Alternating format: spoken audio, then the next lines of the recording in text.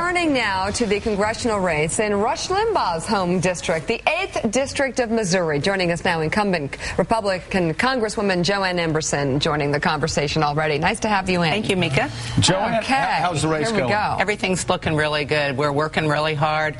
Latest poll that we got back Wednesday, Linda Duvall's show us consistently at 3-1 over our opposition. But, you know, people are just mad and frustrated out there right now. 50% of the Democrats in my district think we're on the wrong track, interestingly enough. And they're concerned, just like you hear across the board, about how's health care going to impact me, how's, you know, higher energy taxes through cap and trade, you know, all this tax uncertainty. And I've got small businesses.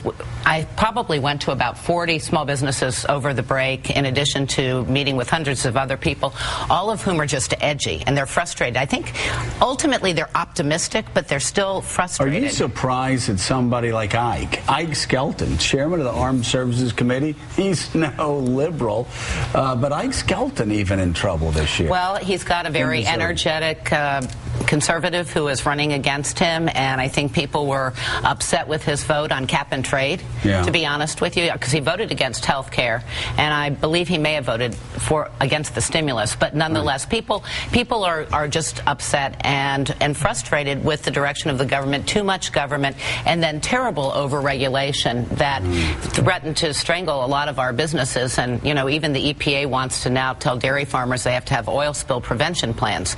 So when you think about that, it's just too much government. So let me ask you this. Your opponent is a guy that we know through Jack Jacobs and West Point. I taught his class up at West Point. Great guy.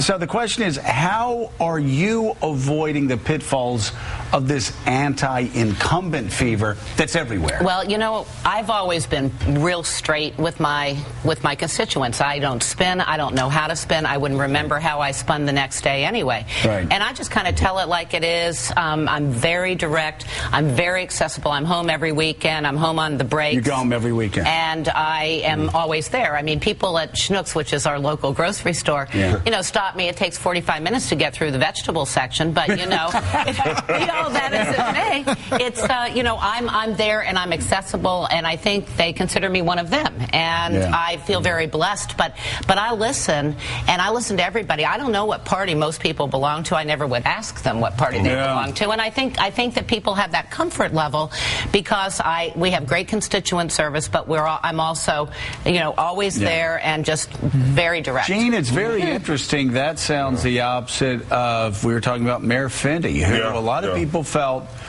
became disconnected from the voters, and that's why he lost. Yeah, he did become disconnected from the voters. It's a very interesting phenomenon because, you know, we had a Washington Post poll shortly before the election showing that people thought things were getting better in the city. It's equivalent to the right track, wrong track question that is so determinative in presidential elections.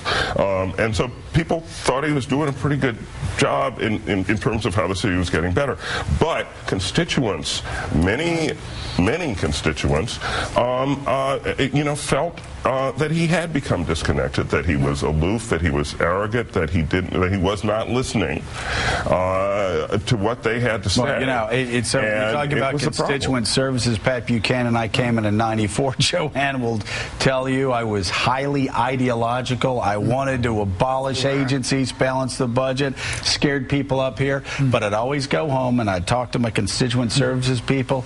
I'd say they're not listening to me on C-SPAN. I get reelected if you help them out, if they're getting jerked around by the IRS, or if their Social Security check is late, or if the government's giving them a bum rap, or if they're not getting the veterans benefits they deserve. You people get me reelected. I don't. And that's the key in the end in a lot of these places. Fenty lost touch with his base, just like Mike Castle did in Delaware. I mean, we were talking east of the Anacostia River, real working class folks and everything. They went something like 85 to 15 against him, whereas in Northwest D.C. and in Georgetown, all these areas, Fenty ran up 3-1 margins. It was really... Joanne, let me ask, if the Republicans, one of my chief complaints during the Bush years was that the Republican Party forgot who they were on spending.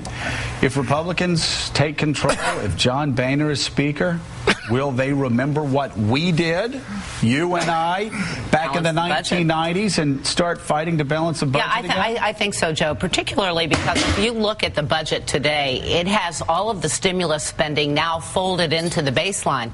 So we can easily go back to 2008 numbers, which won't have tremendous impact on programs necessarily, but it will cut $1 trillion out of the budget automatically, just starting right there. And then through the appropriations process, you just quit funding certain programs. I mean, there are so many small bureaus and the agencies that they can go, and they're not going to hurt anybody. Okay. Joanne, thank you for coming in. Joanne, good luck out